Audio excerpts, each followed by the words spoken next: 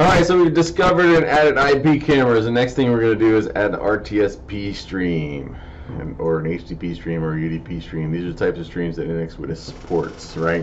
Why do we support those streams? It allows you to record cameras remotely, allows you to integrate NVRs and DVRs, non-standard video streaming devices like drones and robots and, I don't know, refrigerators, like whatever's got a camera in it, we can pretty much stream. So, what I'm going to do is show you an RTSP stream demonstration from what we call Big Buck Bunny. It's a public RTSP stream available on the internet.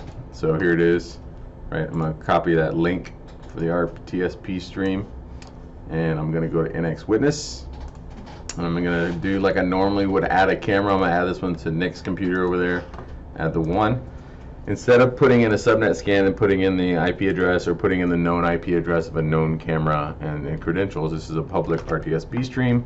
So I just copy and paste it into the address and press search, and it comes right up. Boom, RTSP stream. And I go add devices, and depending on how long it takes to connect to that RTSP stream and starts to stream it, you'll see RTSP something something something appear in your tree. So now you can see it, and if you click on it, we are watching Big Buck Bunny over the internet. It's thrilling, right? Another cool thing you can do with RTSP streams is set up dual streaming. So if you go to the camera settings and you go to edit streams, we have adaptive scaling and dual streaming, so you can set up a high-res stream and a low-res stream of the same view, and you can use it for adaptive scaling, you can use it for motion detection, and all the features that come along with the dual streaming capabilities of Nx Witness.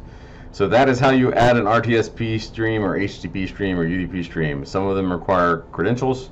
Know if your stream requires credentials when you set it up, otherwise you may not get it to work.